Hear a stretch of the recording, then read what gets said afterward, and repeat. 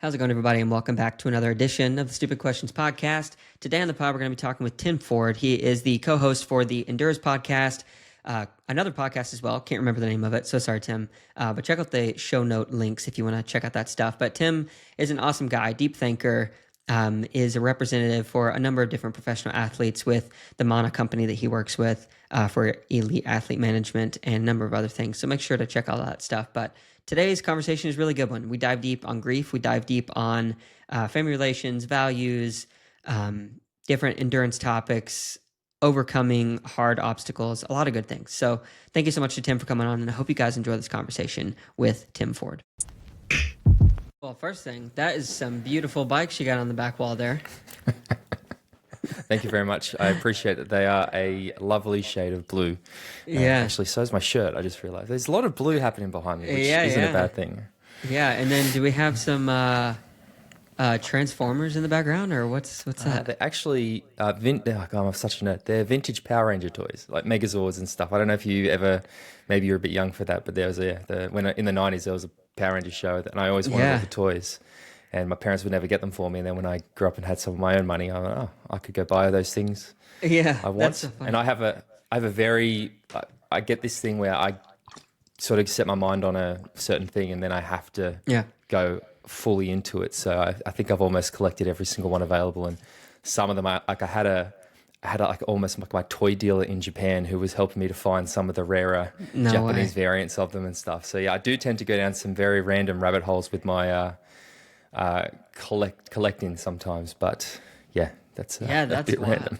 Yeah, no, that's super cool. It's funny. I do remember Power Rangers. So I was born in 92, but I remember Power Rangers being in one of the old houses that I lived in North Carolina. I don't even know how old I was. I had to have been like 5 or 6, but I remember that being the first TV show that like I really latched onto. I was like, I want to be a Power Ranger. Like I think I memorized the Go Power Rangers, all that stuff, and oh yeah, that's good fun. That's hilarious. My parents didn't let me watch it though, so I kind of missed out. Yeah, here we are. Many years later, I'm still a little bit obsessed. I don't watch the shows anymore, but I certainly like again, maybe it's just I'm getting older now. It's like that hint of nostalgia makes me try to remember a bit of my youth. I'm not sure, but yeah. Does your, I think it's a Madone in the back. Does it match? Is it the same colorway? Oh, it is. Yeah, I've got the same paint job on the Madone and the Speed Concept. Like I said, I don't know.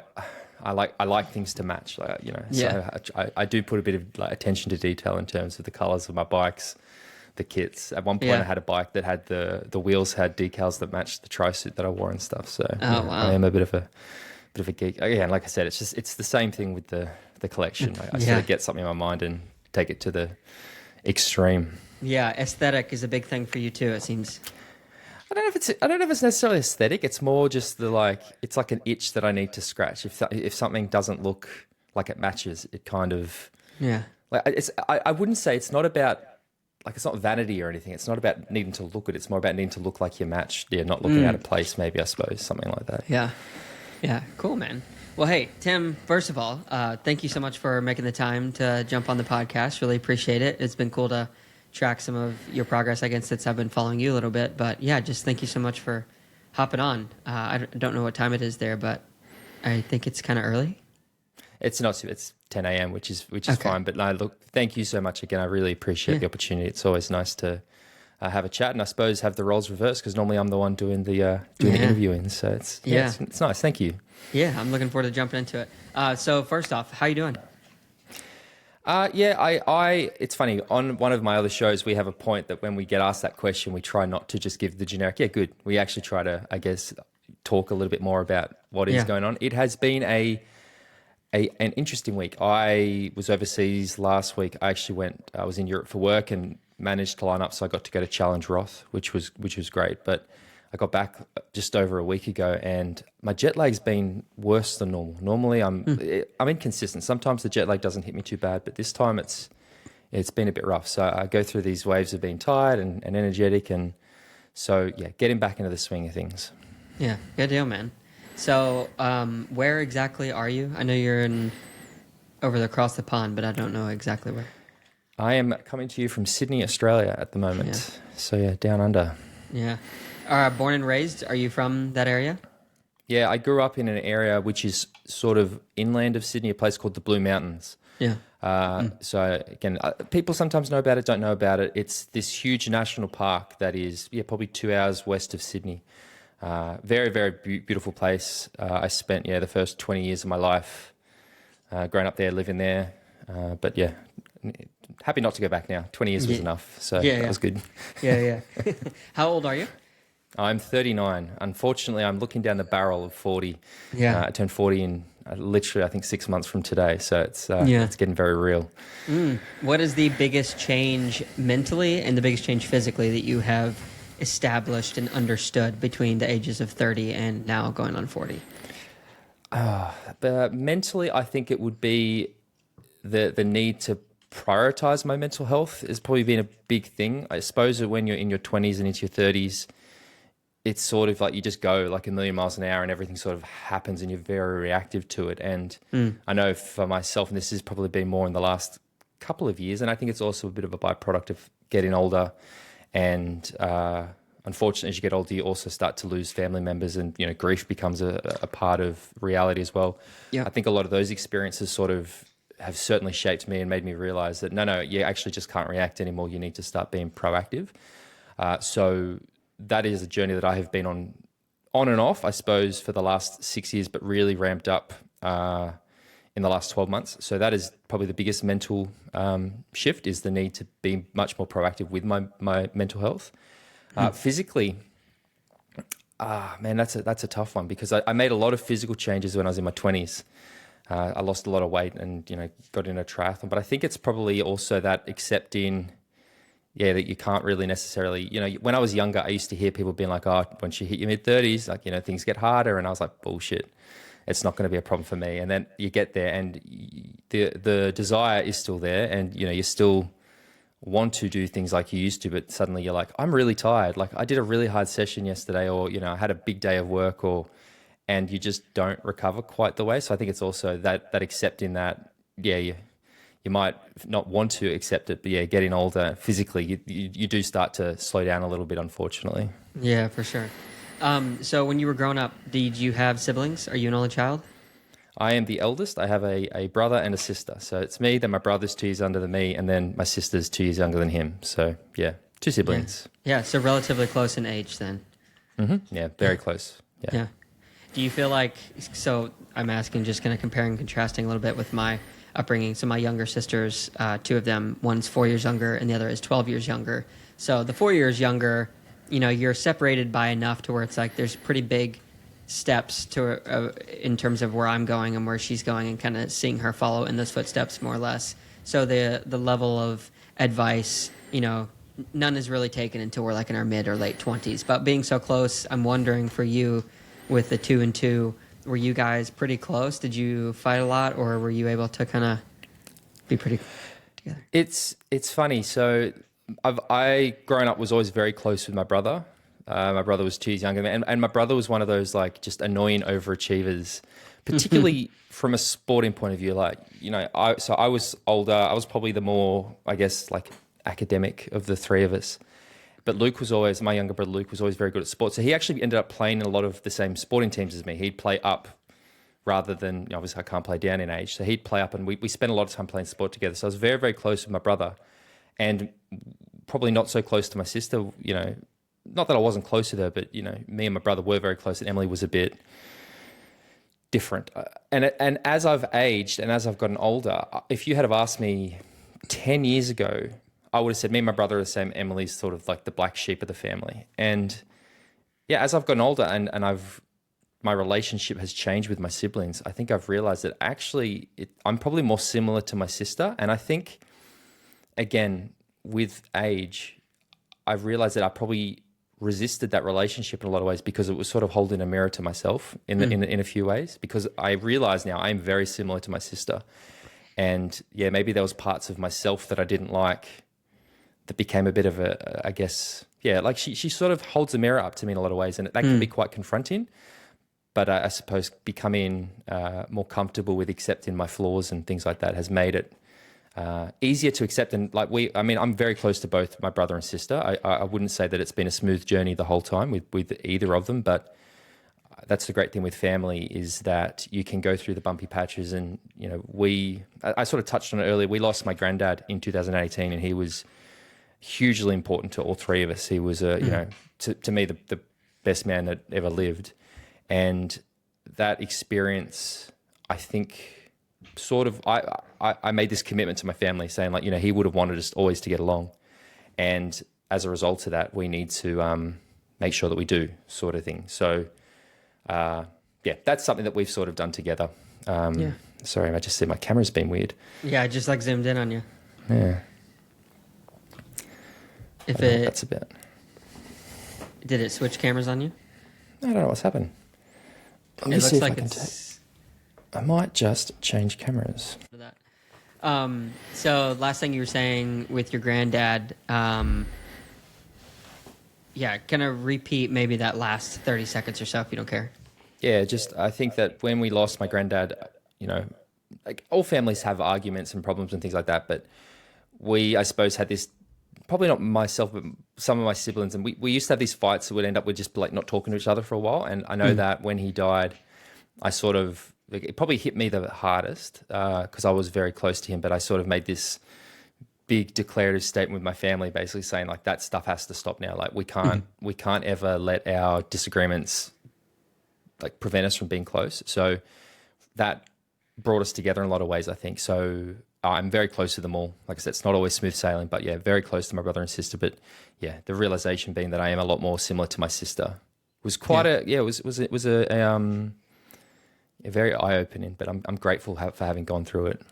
Yeah, for sure. Well, 7 years. I mean, you've had a good while to work through some of those things, but obviously with any death in the family, I don't think you ever get over something like that. And there's still going to be always many years of reflection. But thank you for sharing that. That's super deep. I'm curious, as you got to know your granddad growing up, what were some of the attributes that made him such a stand out, upright man for you that you wanted to be, a model for or after? He has this ability where, like, what I love with my granddad was, and I love my parents, I love but he was very much, there was very clear lines with him. You knew with my dad or my mum, I could, as kids, you sort of work out, you can push the lines and you can sort of get away with it. And sometimes they'd get angry, sometimes they wouldn't. Whereas my granddad was just constant. You knew I could push up to this point, it was fine. The second I put a slight toe, that was too far. And I appreciated the fact that it was very clear with him. Like he was a very, very, like family was the most important thing to him in the world. Like all he ever wanted was for everybody to get along and stuff. And the other, I suppose, part is, and this doesn't factor into why he was so important to me and my family, but it certainly, I guess, explains why we had a maybe different relationship and maybe this, my childhood was very different to a lot of people's because my family won the lottery. So we went from being just like a regular, actually? Yeah, actually, like my granddad won millions and millions of dollars in the lottery. What? And that's crazy. Yeah, it's crazy. And so that experience meant that he suddenly was in this position where he was living far away, was working all the time. He quit his job. He bought a place literally 5 minutes away from us.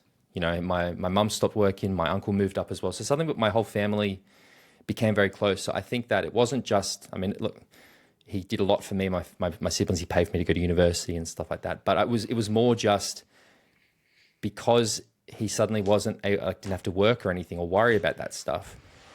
His focus became his family, and in particular, me, my brother and sister. So I was really fortunate that I got this opportunity to have this incredible relationship with him. And yeah, I just learned, so many of the lessons that I learned, and respect isn't given, is earned, and you need to be kind. Like so many of those central pillars of who I have become as a person, loyalty and persistence and perseverance, and these things are all, I guess, the values that he instilled from me. And it wasn't like come sit on my lap and I'll tell you about this. It was just, you'd see how he was, and he was just, like I said, consistent, and that consistency, I think, certainly sort of made him this, when he died, which was pretty rough. It's what actually led me to seeing a therapist, which is, another sort of blessing in disguise from him. But I remember having this conversation with my therapist, Brian, and we were talking about why I was struggling so bad, because I couldn't, it was the first time I'd experienced a real death, somebody very close to me. And he had this, he basically said, Tim, in life, this is applicable for all people. We have many different people that perform different roles for us. You might have and coincidentally with this model he was using, everything was a C, but he said you might have a coach, you might have a comedian, you might have a cheerleader, these people that perform set roles for you. And he goes, you were very fortunate. Your granddad was many of those roles. He was my confidant. He was the person that I could, anytime anything happened, good, bad, whatever, I could talk to him. Like when I decided I was going to propose to my wife, my now wife, he's the first person I spoke to when I was worried about it. Like whenever something bad would happen, I could get in the car with him. And, again, I was let's say I was 20 at this point. I'd get in the car with him and he'd go, what's wrong? He'd go, nothing. He's like, Tim, what's wrong? Yeah, fuck, yeah, okay, yeah, it is. He's like, don't lie, like, I know. So I think it was just that he was this, very, just the best. He was the best, like truly. He was just one of my, just my favorite person in the whole world. And that was him. No, that's beautiful. And also super intriguing. So I have had family members, I won't get too much into it, just I don't want to hurt anybody's feelings, but I have had some family members who, not necessarily through the lottery that way, but they came into a large sum of money and it all but almost destroyed them. So I'm very intrigued by the fact that who your grandfather must have been before something like that happened for it to enrich your lives in the way that it did, because a lot of times it can be overwhelming. And it sounds like he obviously was a hardworking man because he was gone a lot and he was working. I don't know exactly what he was doing, but he sounds like some kind of a blue collar, hardworking man who had a lot of principle and work ethic beforehand. Is that the case? Yeah, you see those things where you, like on a movie where they say, the person gets the ring of power or whatever it is, and it sort of it exaggerates their existing characteristics. So if they're a good person, they'll become better, and if they've got evil, they'll become worse. And I think that's very much it. My granddad, he had his challenges through his life, and I believe that, his work ethic was second to none. And I just think he was just an incredibly generous man, and not just, not even just within my family. Like one of the things, it's not like he wasn't worth billions of dollars or anything, right? But sure. He set up a scholarship at a university because my mum had an aneurysm. So he set up a scholarship for people to study to become neurosurgeons because that happened to my family. I can do something about it. And that literally, I think that scholarship lasted for 20 years or something. So he was just like things like that, just because he was such a, very selfless man, right? And I think that's the thing, right? Like, so yes, it was my granddad who won the lottery, but he didn't see it that way. He saw it as the family won it. Like it wasn't just for his betterment, it was for our betterment. And that's what he very much did. He paid off his brother and sister's mortgages. He paid off his children's mortgages. He set everybody up. And even with me, my brother and sister, it's not like he just gave us a lump of cash, but he certainly, my brother's a pilot. He paid for my brother to go through all of his flying school and everything. My brother's now an international pilot for Qantas. My sister works, she's a very successful marketing consultant. He paid for her to go all the way through university.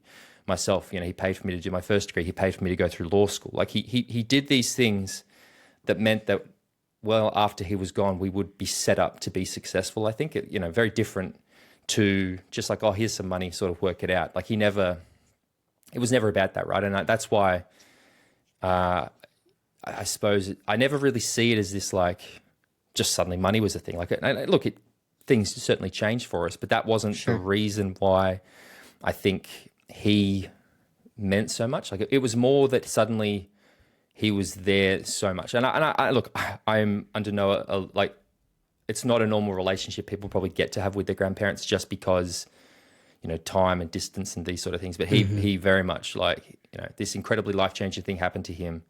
And his first thought was to come and be with his family. And it was, it's a pretty surreal, even to sort of say it's my normal now. It sort of happened 20 odd years ago. But when you think about the way that life changed and what it sort of enabled us all to go and do it, it is, one of the good stories, I think. Yeah, for sure. Yeah, it sounds like it was a stepping stone that he was able to use to take you guys to a field of experience. Like, because I think of my wife's family. Her grandfather, he actually died tragically back in 2022 in a tractor accident. But this guy was very similar, it sounds like, to your grandfather in that he was a doctor, surgeon, had a family farm, taught people how to work on the farm, was very central in the community. He was like very much a patriarchal head of this family. And then when he died, even, he had 3 sons and a daughter, everyone was just like for quite a while lost, because it was like he was, and we didn't even realize it, but and I've only been a part of that family for like 10 years now, but he was such like a glue that held people together, which goes a lot to say just how important, and not to undermine the role of motherhood, but the role of like a true father figure is, I would say, like the backbone of society in helping people to just live and learn values that can sustain a thriving culture and society. It's funny, and I certainly don't want to make this whole conversation about grief, but my grandparents, both my mums, it was my mum's dad and his wife. They weren't married when, they got divorced many years before I was born, but they were still very close. They weren't people who were capable of having animosity. It was, family first the whole time. But my nan actually died at the end of last year, and it's sort of, that was another sort of catalyst for a whole different thing. But even for me, I have found the journey of grief between the two of them. Both of them were so close. I was so close to both of my grandparents. Unlike my granddad, my grandma never won the lottery, but she lived in a granny flat. She used to pick me up from school. My mum and dad went, they were working while I was a kid. So I'm in this extremely fortunate position where both my grandfather and grandmother were just huge parts of my life. And so my grandma died in late November last year, and so I'm still sort of going through the grief process. But I suppose what I'm saying is I have been surprised at the difference that, like, there's a universality to grief. I actually think there's something really beautiful about grief, to be honest. There's for so many reasons. To life. It's also a human. It's something that every single person who is listening to this is going to or has experienced. Like, it connects us all. And there's also this idea that, and I still think this is the single greatest thing for me for reframing my understanding of it was, grief is the debt. It's the cost of love. We grieve because we love somebody, and when they die, the grief is you have to pay the debt. Like, every action has an equal and opposite reaction. And understanding that has suddenly made what is a very rough, difficult emotion beautiful in a way. Like, I've shifted my focus from going, this sucks, to being like, no, they're worth it. Yeah. But what I've really, the grief of both of them has felt very different in very different ways. The things that I miss about my granddad aren't the reasons why I miss my nan. And it's just, I am funny that I find it funny the way that these two people that were, two of the most important people in my life, the loss of them has changed me fundamentally, but both in very, very different ways. And the ways that I miss them, the ways that I continue to interact with them in many ways is different. Like, one of the things that, again, my therapist has had me do with my grandma is like talk to her. So I still will sometimes have a conversation with her, but I wouldn't do that with my granddad. Whereas, and again, maybe I'm getting a bit spiritual or Zen or whatever, but no, I dream often about my granddad. I've had many dreams, and it's funny how often when there's something that I'm going through in life, maybe a tough period or something at work that I'm not quite sure about, or a decision that I'm not quite sure about, where in the past he would have been the person that I would talk to. He'll visit me in my dreams, and it's not like it's this life set. I have these very vivid flashes in my dreams of him just being like, "Are you okay, mate?" Just like he would if I was, able to talk to him, really. So it has just been very funny to see the different ways that I have experienced that loss, and then continue to sort of go through the journey with them, even after they've passed on. So yeah, it's also. I'm trying not to use the word fascinating because I say that word all the time, but it is interesting, fascinating. I need to expand my vocabulary, but to not expand it right now, there's nothing quite like the ability that grief has, or death, to take the just outward focus and turn it inward. Because I think oftentimes, especially as younger kids, like you are just taking stuff in at such lightning speed, and it's everywhere you go, and you're kind of comparing yourself with this person, and that person has a cool new toy, and then you get a little bit older and it's like, oh, well, that guy has muscles and I don't, or the girls, they're going through their own thing. But then for me, like, I experienced it first time when I was 16, and it was interesting how everything came to a screeching halt in terms of like my outward just desires and interests, and it just like turned everything a complete 180, where I had to like really look inside and figure out and ask this question, like, okay, so who am I? Like, where do I stand in this, and what does that really look like? So with all of that you've experienced, and being, at the wise age of almost now 40, who is Tim? I would love to have. It's funny because I think I'm very aware of who I've always been. No, that's a lie. For a long time, I wasn't very happy with who I didn't like myself a lot, and it took a long time and a lot of, I guess, I wasn't aware. I was oblivious to the fact that subconscious. I was doing this work to sort of get to the point where I got to a place where I liked myself, and I am very aware of who I am as a person. I may not always be able to very well verbalize it, but I'm very, I look at myself in the mirror and I'm very, very happy with who looks back at me because, one of the things that I've sort of, I know what my values are. I'm very, very aware of what are those sort of central pillars who, loyalty is very important to me. Kindness is very important to me. Empathy is very important to me. And I do try every day just to be a good man. Like truly, in so much of what I do, I can go to bed at night knowing that I don't try to do harm to people. I always try to make things better than I found them, and I don't always fail. I don't always succeed. I think a lot of the times I mess up and I make mistakes, but I think that if I had to say who is Tim, I think it is just a guy who's trying his best to be a good person, I think is ultimately what it is. And yeah, I think that's what it is. I'm not trying to be world famous or I'm not trying to, whatever, but I just want to if I was, and again, I know I'm going to die someday. I would love it if after I died, people just say he was a good man. That would be amazing for me. And yeah, that's really, again, probably I guess a hang up from my granddad, because if I had to sum him up, I'd say he's a great man. Yeah. And that's definitely how I'd like to be remembered. Yeah. I want to ask you a question I don't think I've ever asked anyone before, but I was kind of rolling a scenario around in my head as you were explaining that, talking about the end of life, epitaph, what would people think of you? So you have a very specific set of values, which I do want to eventually dive into. Sure. And you've explained some of those. And your adaptation of them, you have had experiences where people have exemplified things that have exemplified those different values, and you have them. Whenever we die, it's very rare, I think, that you would go to a funeral and people would stand up and say, actually, this guy was a terrible guy. He sucked, yeah. He sucked, actually, so I'll see you guys later, throw the flowers. So if you were to die, let's just pretend that both of us, we die tomorrow and we're able to kind of talk on the other side. If someone was to come up and give an actual testimony of who Tim was and he was a good person because of X, what person or what kind of person maybe, but I would be curious if you had a person who you would say, no, they could be a good judge of my life, or I would be, even if they didn't know you and they could look at all your acts and whatnot, who would you feel comfortable in saying I'm comfortable with their assessment? To be honest, there's a lot of people I would feel comfortable with, and I'm a bit of an open book, I suppose. Maybe it's a problem, but I'm quite happy to open up and talk about things. But the first person that came to mind for me is he's probably the most influential person in my life to this date, to be honest. He changed my life, and his name's Robert Woolley. He's a British endurance athlete fiend. And this guy is, ultra runner, does 160-mile running races, does Ironmans, does it all. He's actually the guy that got me in a triathlon in the first place many, many, many years ago.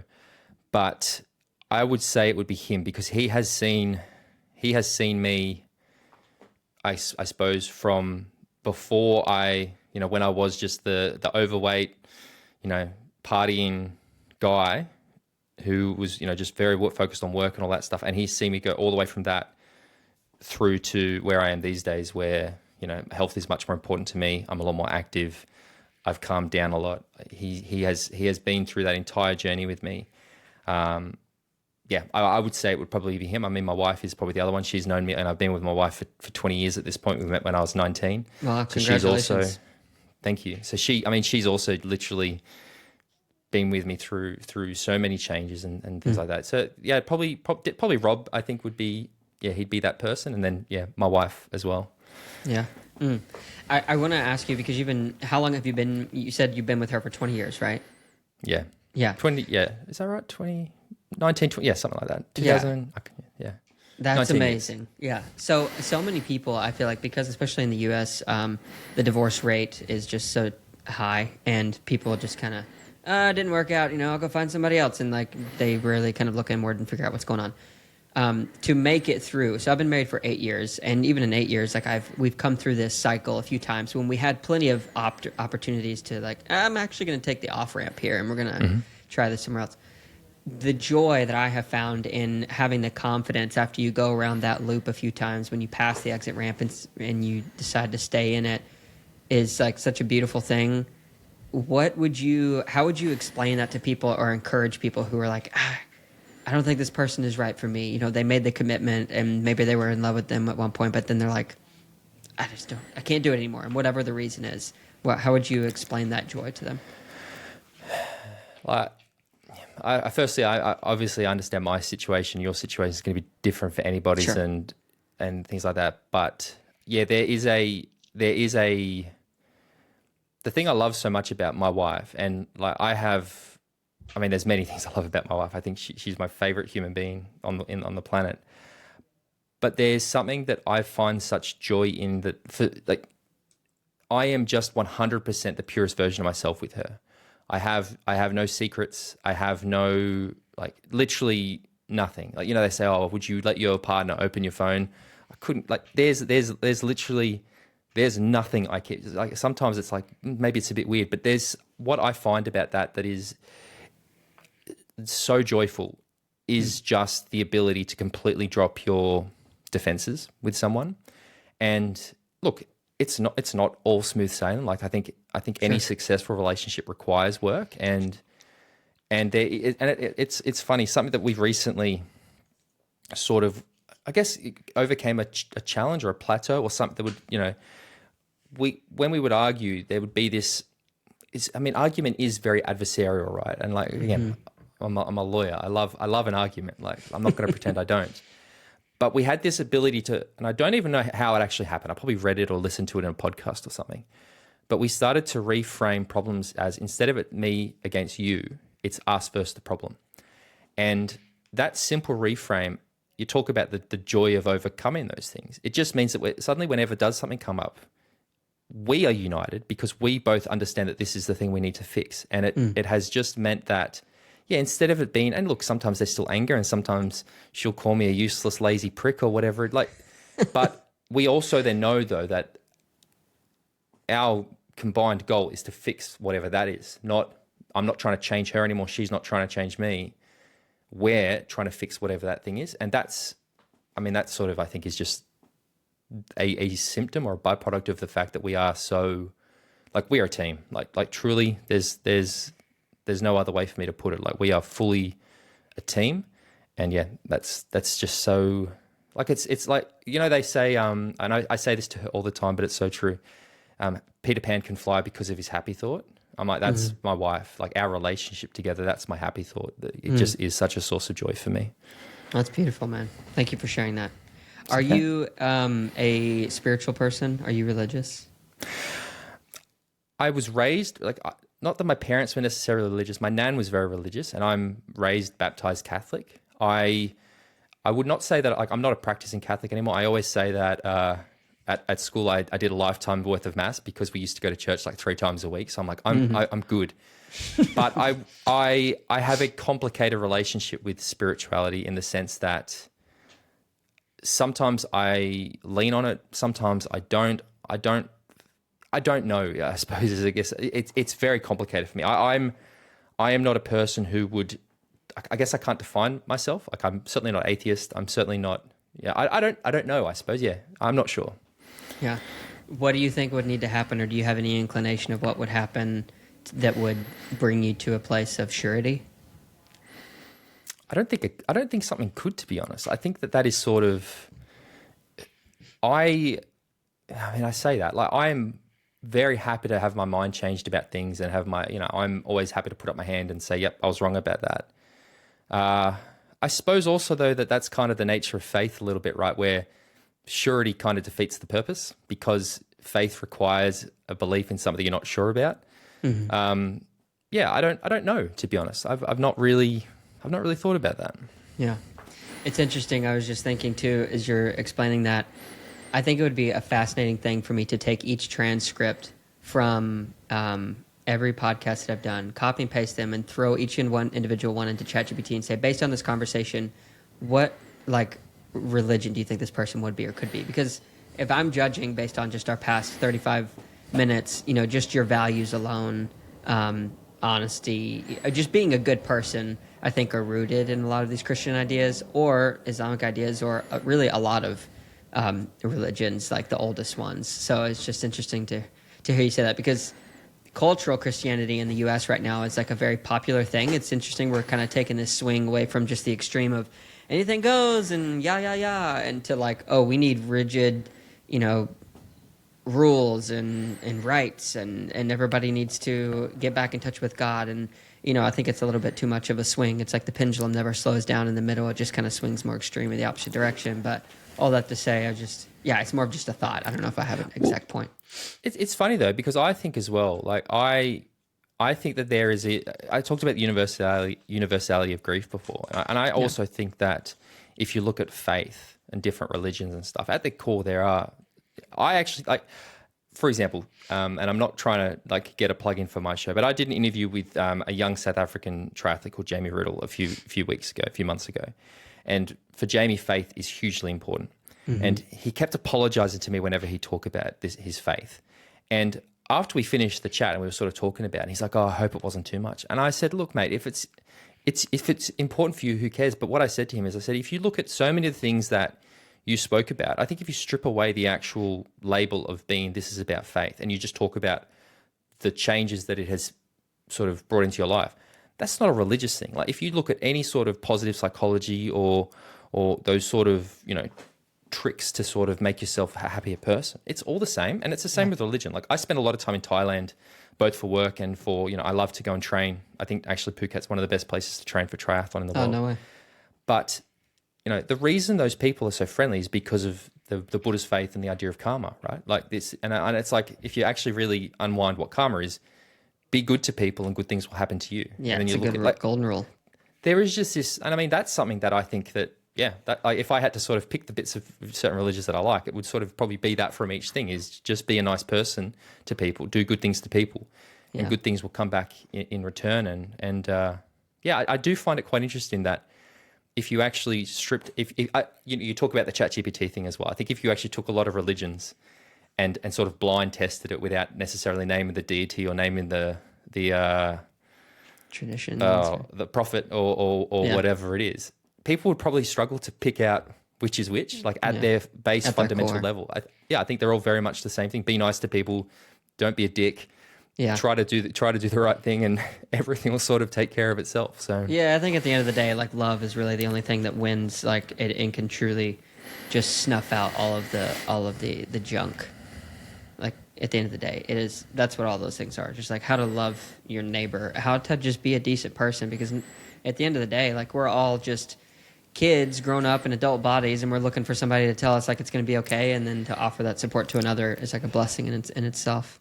It's one of the best pieces of advice or best things. It was my brother who said it to me. He just said it as a throwaway comment one day. And you want to talk about those like epiphanies you have that can sort of change the way you see the world. And he said to me, I just look at everybody and assume they're trying their best.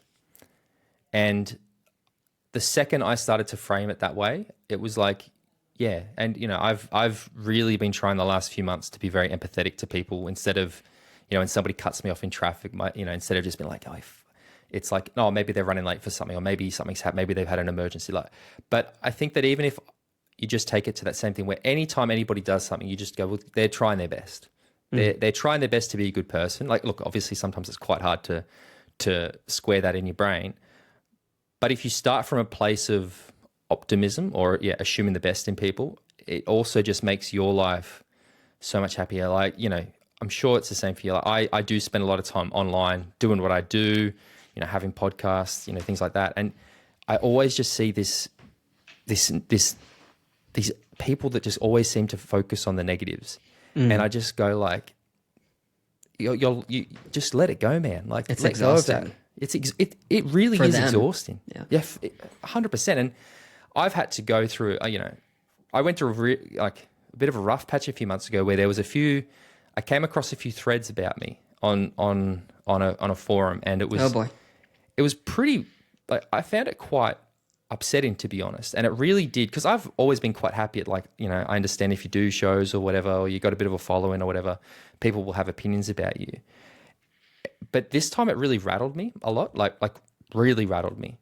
And I couldn't work out necessarily why, considering, like I said, I only ever try to, like, just be a good guy. And yeah, sometimes I will give my opinions about things, but I never want to be cruel, and I never want to, you know, yeah. So I suddenly saw these things and people were talking about me being a parasite and all this sort of stuff. And it really shook me a little bit, to be honest. I was like, and then it was also that idea of, okay, well, these people don't actually know who you are. If the people that actually do know who I am don't think that way about me, that should be enough. But I guess it also just shows that sometimes you think you've got things worked out, and a little thing can find a chink in the armor, and you've got to start working on it a little bit again. So yeah, it's hard. It's easy to offer up for people an opinion or a strong just statement when you can hide behind a keyboard. But at the same time, like, I think the reason it hurts so much is because really it's an accusation on who you are or who I am as a person. Because I don't read any reviews anymore. And by the way, 99% of them so far are all positive, but I saw one negative one, and it just, like, really got to me similarly. And I think for me, as I kind of chewed on it, was because they were accusing me of being something that I just totally rejected as an identifier of who I am as a person and my character.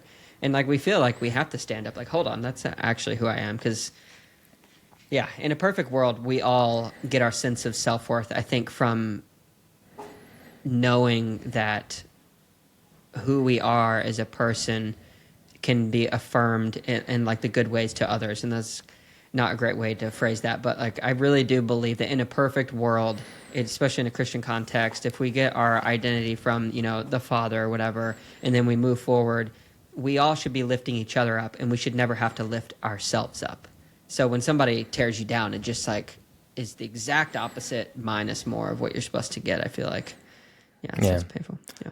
Well, for me, it was also probably interesting because I was just about to launch the Endures podcast, which, you know, we've done the first season of, and I know you've listened to a few, and it, you know, we get pretty real on that show. So I knew at the point that those comments were coming up, like, I think we'd already recorded a few, and, like, there was a few ready to go, and it really suddenly made me have this panic, going like, holy shit, there's people out there that think I'm the devil, and I'm about to go on this show, like, talking about how I've, you know, hit rock bottom in the last 6 months and clawing my way back up. And I thought, maybe this isn't the best time to do this. Like, it really did sort of cause this, like, oh man, if there's a, you know, like, is this the right thing to do at the moment? But I mean, to sort of follow up, and sorry if I do tend to ramble a lot, but the other thing I found... That's exactly why I wanted you on here, so I don't have to talk and you can talk. And I mean, I've said this a lot with Will, who I do my show with, but overwhelmingly, when you do open up and you do reveal your struggles, you don't get a lot of negativity back. I think that you do tend to get a lot of positivity back. And I'll link it back to my brother earlier, because even in the last year, we had a slight falling out over he wanted to help us buy a play. Anyway, but even until, so then my nan got sick and everything, and we sort of mended bridges a lot, but it still felt a bit off.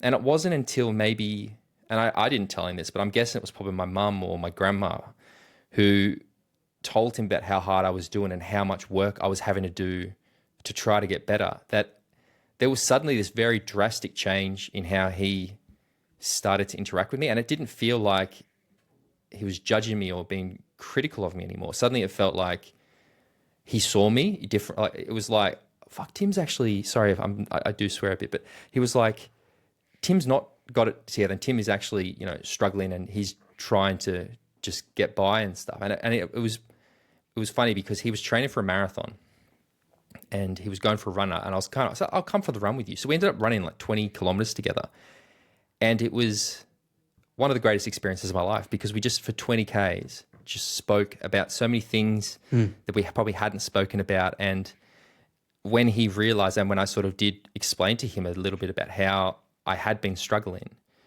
he really, it's completely changed our relationship now. And it feels like we've probably gone back 10 years in time to where we were as close as we were. I just find it very funny that A lot of people get very reluctant to really, I guess, talk Open about up. the times they're not doing so well. And when you actually do, it can lead to so much positivity. That's definitely been my experience. Yeah, for sure. No, I completely agree. And I feel like that anybody who is a half decent person, whenever they see someone sharing from a place of vulnerability, it breeds empathy and vulnerability. And that's a two-way street. And then they feel like that they can open up. And like, honestly, I think that's when the most potentially divisive but important conversations can come out and have the most fruit bared from that conversation, because at that point, if you're both on the same level and you see the struggle and you have not just the perspective from a few 5-minute conversations, and then internally, if I talk to you just for a few times 5 minutes and we kind of exchange some frustrations, I'll build an entire narrative of why you're feeling how you're feeling,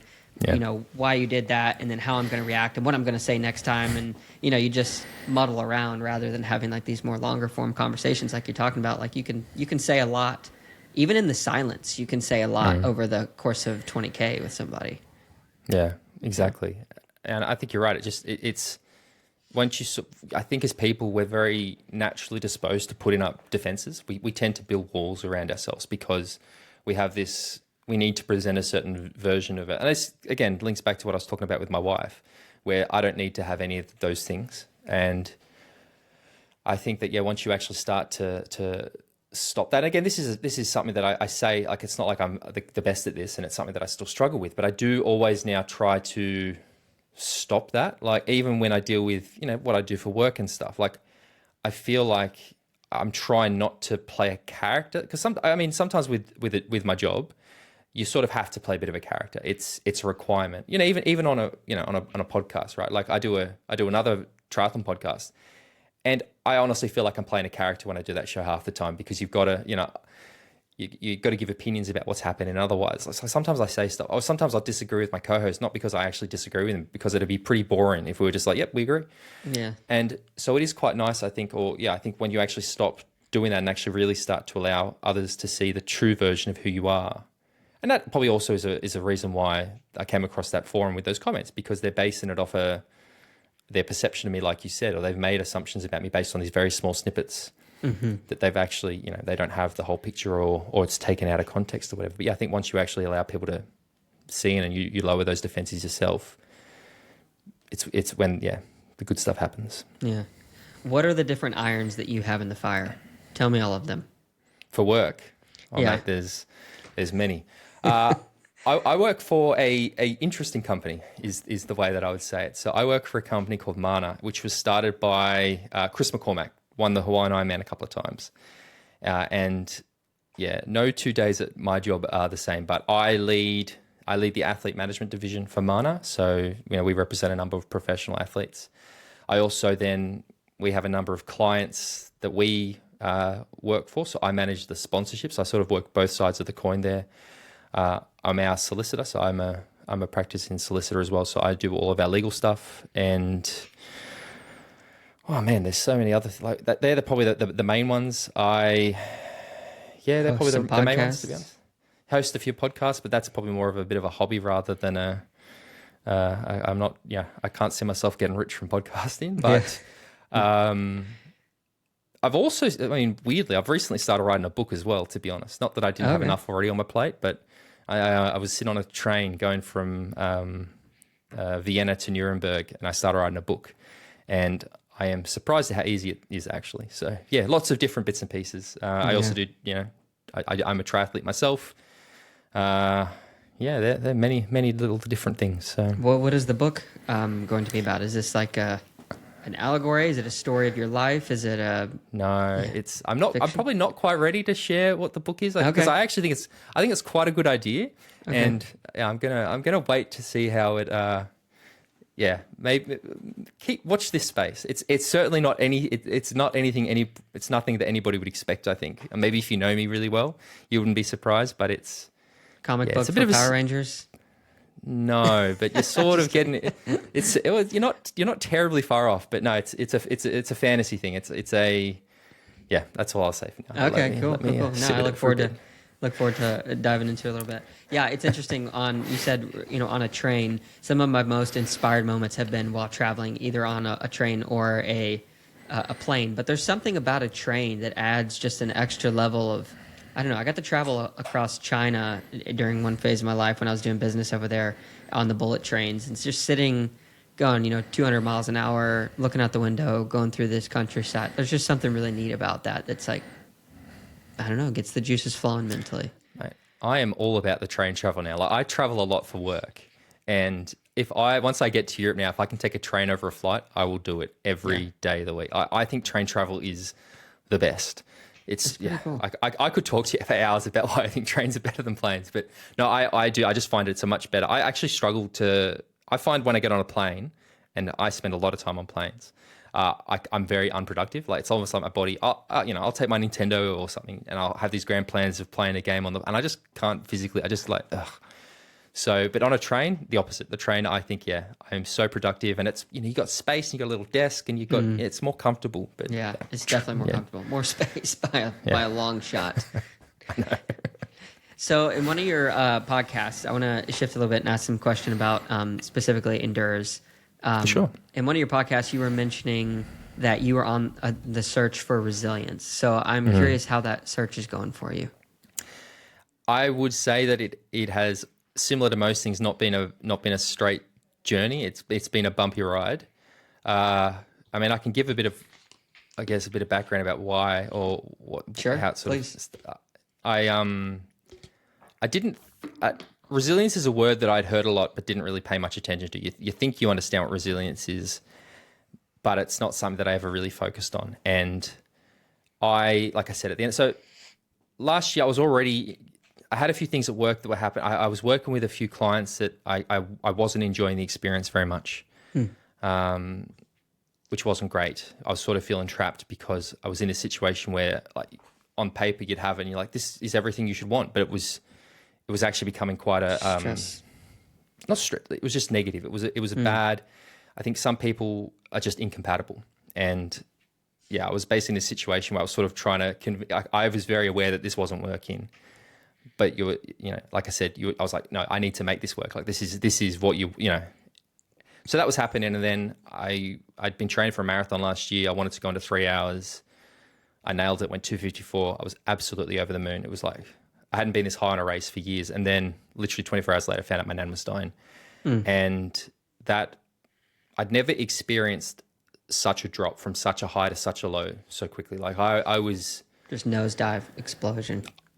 I was standing next to her, holding her hand, while the doctor said, "There's nothing we can do. You've got weeks." And going through that journey, and then the stuff with the client sort of escalated, and lots of different things. It basically became this sort of. How I explained it at the time was the death of my grandmother, because the sickness and then the actual death. It felt like an exposed nerve, and anything that I in the past would have been able to deal with or push through, suddenly I just didn't have the capacity to handle, and things that would be a mild annoyance became devastating, and I started to have panic attacks. I'd never had a panic attack before in my life. I had my first panic attack. I was actually in Phuket for work, and thought I was dying, which was horrific, and it was all this stuff. So Got through it, got to the end of last year. Actually, my therapist had said to me, "Tim, you're burnt out. You actually need to be really gentle with yourself because you have no resilience at the moment. You're literally like an exposed wire, and anything is just going to be devastating." And again, I talk about Mana being this crazy. It's also, I'm surrounded by incredible people. And I don't even know if my boss Trent realizes this, but we had a conversation at the start of this year, and he sort of knew that I'd been through a rough patch. And he said, mate, like, resilience, you basically need to become a bit more resilient. And him saying that to me made me go, yeah, he's right. Actually, I need to work out how to do this, and committed to my therapist to see him more regularly.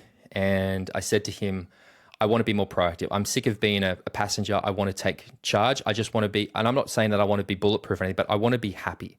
I just am so sick of being everything anxious or sad or down or nervous or angry. I used to feel all these other emotions except for just being happy. And so he basically gave me these things. So I keep a journal now. I try to be as great. I try to practice gratitude, which is, just every time I'm doing something, try to look at the positives. Every day I put down 3 things in my journal that I think went well. As I said, sort of empathy. Mm-hmm. And while I was going through this journey of really, like I said earlier, once I get my teeth into something, I go all in. And I was listening to podcasts and I was reading books and stuff. And every time I'd hear these stories, I kept thinking, mate, this just sounds like, this is like when I've been in a race and things get hard, or when I've spoken to ex-athlete and they've talked about, when they're trying to win Kona and suddenly they get a stitch. And I was like, luckily because of what I do, I can actually, I'm pretty lucky to have relationships with a lot of these people. And what started out as me just sort of having conversations with some people that I know, again, a guest on your show, for example, Belinda Granger, Belinda I'm exceptionally close with, where I sort of enabled myself to open up a little bit about some of the struggles I was having with Belinda, and everything she was saying, she kept linking back to sport. And I think I just realized that there is this natural sort of, I think endurance athletes in particular are extremely resilient. That you have to be to do a sport that requires you to suffer for, extended periods of time. And that was sort of the realization of my unique position that, yes, my journey to try to become resilient. And by resilient, I mean just not let things get to me so much and shift my focus from a negativity bias to a basis of optimism. There was just this natural sort of, I was like, I've learnt these lessons already. I just didn't realize necessarily that they were applicable, because it was always about, okay, I've done 8 intervals, I'm doing a set of 10 100s in the pool on trying to hit 115 pace or something, and it's getting hard, you push through. And I'm like, well, that's resilience. That's the ability to, even when things are going badly or hard, or I've got the lactic acid or whatever it is, to keep going. So at some point, my journey to just be a happier person, live a happier life, I just realized it was sort of, I was already on that journey. I'd been on that journey for many, many years, but I also had this incredible resource of people, friends, clients, acquaintances, people that I could talk to and have these conversations with. So that's sort of, sorry, that was probably a very long-winded, rambling way of explaining it. No, it was good. I like the comparison to swimming especially. And, it's amazing how well it translates across endurance sport to just the everyday getting through life from a mental perspective, which affects the physical. But I think that it has a lot to do with the amount of belief that we have, or hope maybe is a better word, like to hope and believe, to know that I can make it through the next 100, or I can make it through this, next week of work, or whatever it is. Like resilience is, I feel like, rooted in that belief and hope, because our bodies are able to do, our minds are able to do way more than we kind of, put our glass ceiling there. But to have that belief, like similar to use your example of, or the analogy of doing efforts, you have to go out there and build the muscles to be able to know how to do that. But also to just, on paper, if you know your FTP, well, you should be able to hold 85% for however many hours. But going out and doing that, some 30-minute efforts, going to a 45-minute effort, to a 1-hour effort, like once you have that a few times, you realize like, oh, I can do that. And then it raises that bar again. So I think that was a beautiful way to say it. Yeah, no, the muscle analogy is perfect. And that's very much, I suppose, how I've tried to implement a lot of these things in my life. It's not like I do find this idea like, oh, I'm going to be happy now, click my fingers. And it's, to be honest, even this week, I was talking with my wife saying I'm actually annoyed how I'm struggling, that those sort of default triggers of like looking for the positives and, being empathetic. Like, this morning I was sitting behind somebody in traffic and the light went green. They didn't. And I was like, mate, what are you doing? And Desi's like, be empathetic. I went, yep, you make a good point. Like, I had to catch myself. So but it is a muscle, right? And I think that even in my journal the other day, I think what's brilliant about my journal is it's not just like I just don't write stuff. It's got prompts every day, like little things that I'm meant to answer. And one of them was, how have you been imperfect today? And why is that okay? And I wrote that I'm struggling a little bit to be who I want to be or live the way that I want to live. But the fact that I'm aware of it and the fact that I'm still trying despite not being perfect, I think is there's something good about that, right? Because you've heard that, I don't know who says it, but like good is the enemy of, or perfect is the enemy of good. So many people will try to be perfect, they won't be, and they'll give it all up. And I've also had to change my focus a little bit, because it's like, yeah, sometimes I am going to slip, but what matters is that I keep going despite that. That it's not like I truly think it is the most unlinear journey I've ever been on, because if you had have asked me in March, I'd gone from feeling absolutely awful to feeling like a new. It was like I'd come out. The sun had come out from clouds for the first time in years, and I was like, "This is how good. How good is this? I've got it sorted. Here we go. We're good to go." And it wasn't until a couple of months later, and I can't even remember what something happened that sort of. I had a dream about my nan, and without realizing it, I'd slipped, and because I'd been feeling so good. To be honest, I'd probably slipped just back to how I used to feel. It's not like I was suddenly in this deep pit of depression. And I don't think I was depressed, but my baseline had moved. And therefore, going back to what was my previous normal felt so bad by comparison. And I was in it going, I hate this. I hate feeling like this. Why can't I go back? And I'm doing the same things. Nothing has changed, but why has this happened? And then it was like speaking with my therapist. He said sometimes it just happens. Like we're complicated people. You can do everything right and still somebody will punch you in the face. Like you don't have control over everything. Stop trying to control it. Understand that you're a passenger on this journey. And yes, you can make sure that when you sit at your table to do your work, you've got your drink and you've got your little bag of chips and everything should be right. But if that train gets stuck for 4 hours, you can't help it. So yeah, again, I don't know, I'm rambling. But No, practically. So in one of your other podcasts too, I'm not sure which episode it was, but you were talking about, I think, law school and how getting through it was like Tetris and it required a lot of forethought and planning. And like that goes along perfectly with what you're saying right now with using control as a clutch for comfort or to false sense of security or whatever you want to call it. But you're talking about something very practical here, which I would love to hear just for the listeners at home as well, because I think a lot of us can struggle with like that. Oh, how do I relinquish control whenever I want to control this so bad? Journaling sounds like one of the things that you do to kind of bring that in. Your wife reminding you to have empathy, a form of control. You can't control a car in front of you. Like, what are some things that people can take away or maybe practically do to help learn how to be at peace with not having control? I think the journaling is an absolute game changer, to be honest. And it was something that I'm sure there's people listening right now that probably felt the same way that I used to when I'd hear about journaling. I was like, what is that? Yeah. Yeah, what a waste of time. Who do you think? Nobody. And I did it, and I was quite reluctant to do it. It was like, okay, I've been told to do this. And it is probably the single best thing that I've done for myself.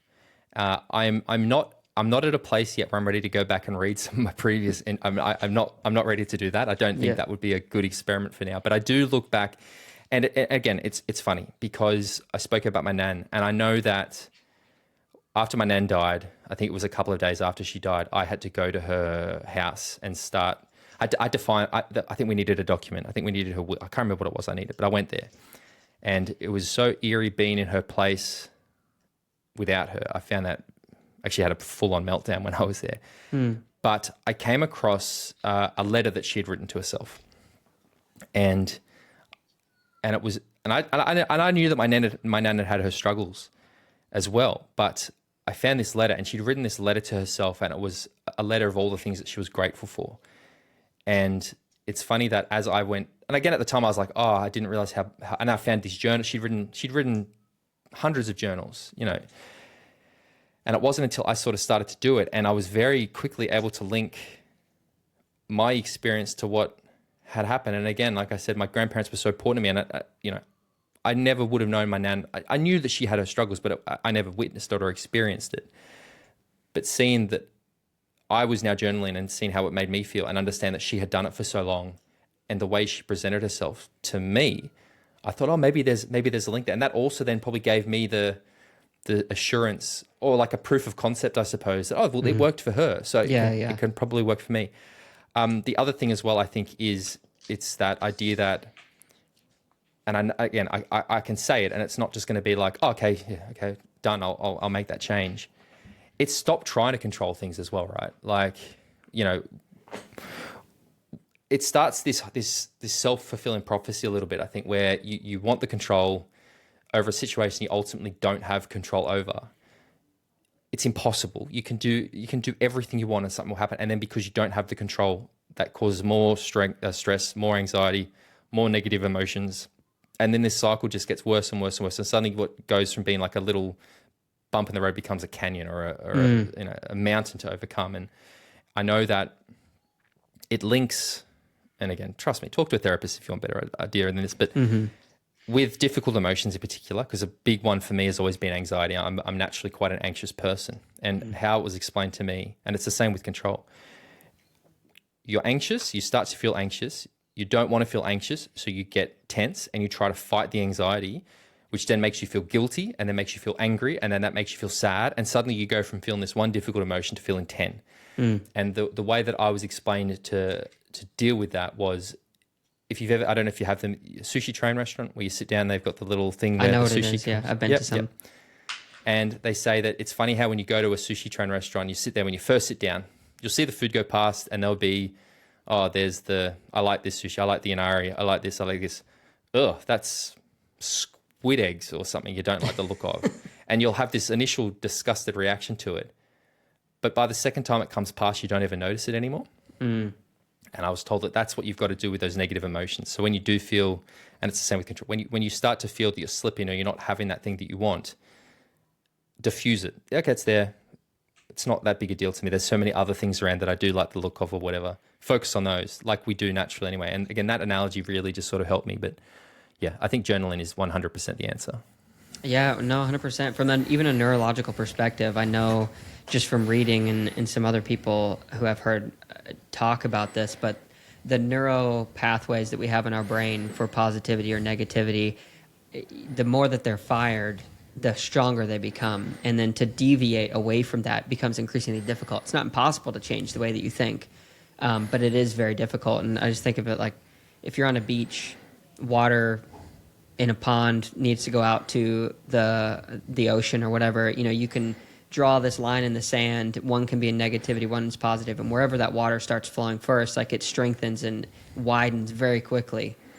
So like there's positives in that, because if you get in the right channel, you're really good. But if you get in the negative channel, it takes some time and energy to dam up that wrong path and then get it over to the other one. So I like the sushi train idea too. I had not heard that before, but yeah, that's fascinating. Yeah. The journaling is, like I said, it's a game changer for me. So I believe, I mean, it's very easy to sit here and say it now, but I can't see a time where I'll stop doing that. I actually just ordered 3 more copies of, it's a 6-month journal that I use. And I literally just ordered 3 more copies of it. I'm like, future plan. I'm like, yep, I'm committed to this now. So yeah, that's so cool, man. Well, Tim, thank you so much for taking the time and allowing me to dive into your life. I feel like we only scratched the surface, and I could definitely talk to you for many more hours. So we'll definitely have to have you back on again. It would be fun to touch on some other topics. We didn't even get into law school, and I had a whole thing I'd like to ask questions about that. But I really do appreciate your time, the way that you think, taking the time to answer all the questions, just from a very heartfelt place. And all the best to you with Endures as well. I'll make sure to link that in the show notes so people can go check out your podcast and the stuff that you're doing there. And yeah, thank you. Seth, thank you so much. And I think you need to reconsider the name of your podcast, because I don't think you asked a single stupid question. So thanks, man. I appreciate it. Thanks, Seth. Thank you so much to Tim for coming on the pod and sharing from a heartfelt place. It's always neat to hear how people experience different ways of growing up. And it was not on my list to have guessed that he would have had family win the lottery and be impacted so positively. I can't say that I've heard a lot of stories where that kind of an instance has turned out good for a family, if I'm being completely honest, but doesn't mean it can't happen. And I'm so glad it did in his case. So make sure to check out the show note links for the different podcasts that Tim is a part of. Follow him on Instagram and all that stuff. And if you made it to this point in the podcast, just want to say thank you so much. If you're listening on YouTube, like, comment, subscribe, review, turn on the notification bell. That really helps to continue to grow the show. If you're on Spotify or Apple Podcasts, you know the drill. Reviews, comments, follows, that'll help as well. Thank you guys so much for being here, and we'll catch you in the next one. Peace.